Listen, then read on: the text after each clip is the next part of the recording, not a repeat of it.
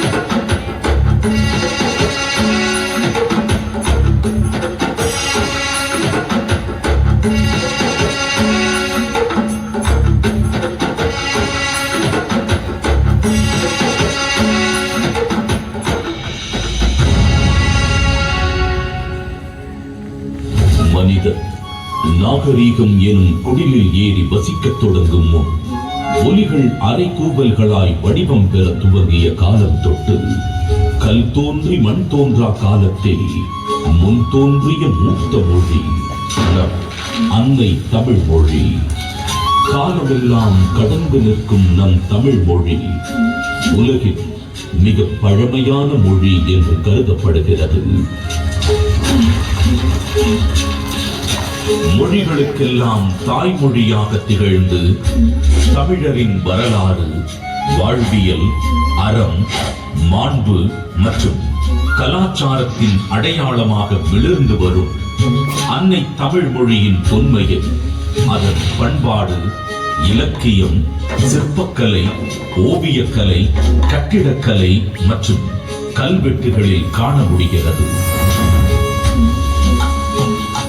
3 பிரிவுகள்: 133 அதிகாரங்கள், மொத்தம் 1330 குறள்களில் இப்பாரினை அளந்து இவ்வுலகிற்கு இன்றியமையாத பொதுமறையை இயற்றித் தந்த தமிழ் தாயின் தலைமகன், வையத்துள் வாழ்வாங்கு வாழ்ந்த தெய்வ புலவர் திருமகனார் திருவள்ளுவர்.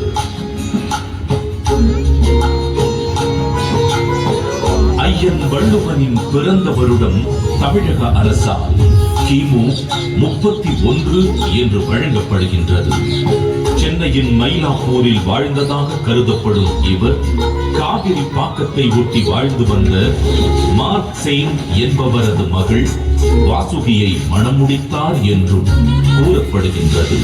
தன்னை பற்றிய குறிப்புகள் மிக குறைவாகவே கிடைக்கப் பெற்றுள்ள போதிலும் தன் சொற்களால் தமிழ் கடத்தி சாதி மத வேதங்களை களைந்து மனிதத்தை உயர்த்தி பிடித்தவர் வள்ளுவர் திருமகனார்.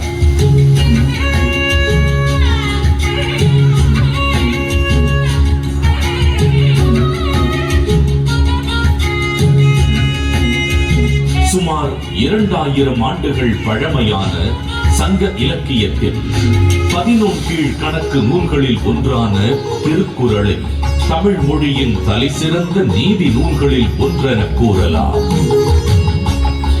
1.5 அடியில் 7 சொற்களில் மட்டுமே கொண்டு எழுதப்பட்டு ரத்தின சுருக்கமாக, அதே நேரத்தில் மிக ஆழமான கருத்துக்களை வெளிப்படுத்தும் நூலாக, மிகச் சிறிய வார்த்தைகளில் மிகப்பெரிய தத்துவங்களை அடக்கியுள்ள நூலாக இருக்கும் திருக்குறள் என்றும் அது வகுத்தளிக்கும் நெறிமுறைகளுக்காகவும் அது வழங்கக்கூடிய பகுத்தறிவிற்காகவும் தமிழர்கள் மட்டுமல்லாது பல்வேறு மக்களாலும் விரும்பி போற்றப்படுகிறது.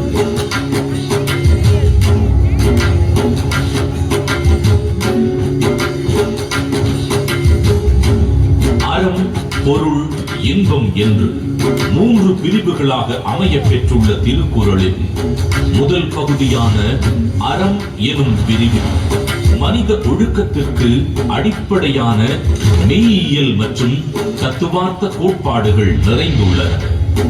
உதாரணத்திற்கு, காலத்தினார் செய்த நன்றி சிறிதெனினும் ஞாலத்தின் மானப் பெரிது எனும் குறள் ஒருவர் செய்யும் உதவி மிகச் சிறியதாக இருந்தாலும் அதை தக்க காலத்தில் செய்தால் அது இவ்வுலகை விட பெரியது என்று கூறுவதன் மூலம் நட்பின் மேன்மையையும் உதவி செய்வதன் முக்கியத்துவத்தையும் எடுத்துரைக்கிறது.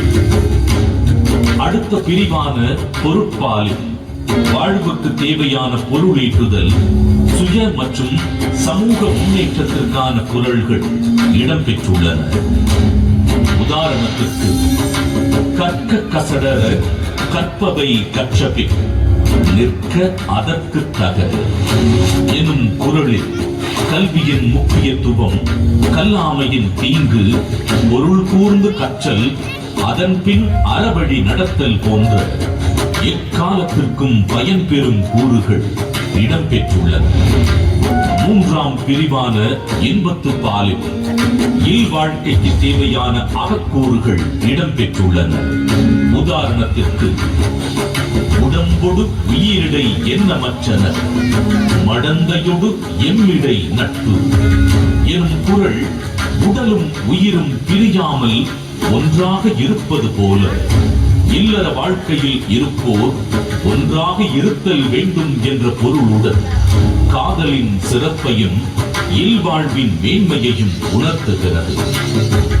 ஏறத்தாழ 60க்கும் மேலான உலகின் பல்வேறு மொழிகளுக்கு மொழிபெயர்க்கப்பட்ட திருக்குறள் உலகெங்கும் அதிக அளவில் மொழிபெயர்க்கப்பட்ட சமயம் சாரா நூல்களில் ஒன்றாக திகழ்கிறது.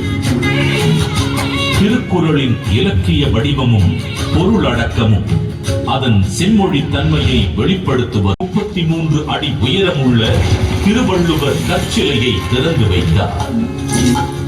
இதைத் தொடர்ந்து குமரியில் உள்ள திருவள்ளுவர் சிலையின் வெள்ளி விழாவை முன்னிட்டு விவேகானந்தர் பாறை வள்ளுவர் சிலை இவ்விரண்டையும் இணைக்கும் விதம் சுமார் 250 அடி நீளமுள்ள கண்ணாடி பாலம் தமிழக முதல்வர் மு.க. ஸ்டாலின் அவர்களால் திறக்கப்பட்டது. இந்தியாவின் முதல் கடல் மேல் கட்டப்பட்ட கண்ணாடி பாலம் இது என்பது வள்ளுவருக்கு மற்றுமொரு மணிமுடி.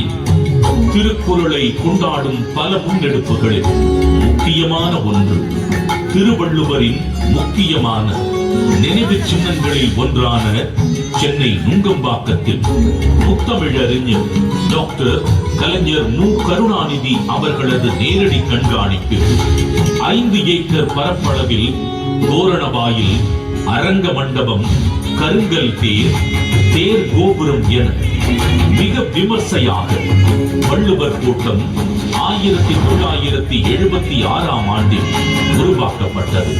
தமிழர்களின் பாரம்பரிய கட்டிடக் கலைகளின் அடிப்படையில் அமைக்கப்பட்டுள்ள வள்ளுவர் கூட்டம் வள்ளுவருக்கு புகழ் சேர்க்கும் இடமாகவும், தமிழ் மொழி சார்ந்த பல பண்பாட்டு நிகழ்வுகள் நடைபெறும் இடமாகவும் திகழ்கிறது. ஒரு குறிப்பிட்ட காலத்திற்கோ அல்லது ஒரு குறிப்பிட்ட இனத்திற்கோ என்றில்லாமல் யாதும் ஊரே என எல்லா நாட்டவருக்கும் ஆகச் சிறந்த அறநூலாக விளங்கும் சமத்துவ நூலா திருக்குறள் கரைகள் தாண்டி கண்டங்கள் கடந்து மனிதர்களின் இருள் சூழ்ந்த இடங்களில் ஒளி வீசி அறவழியை காட்டுகிறது. தமிழர்களின் பெருமையை பாரினில் உயர்த்தி பிடித்திருக்கும் திருக்குறள் வள்ளுவர் நம் தமிழ் அன்னைக்கு சூட்டியிருக்கும் மாட்சிக்குரிய மணிமகுடம்.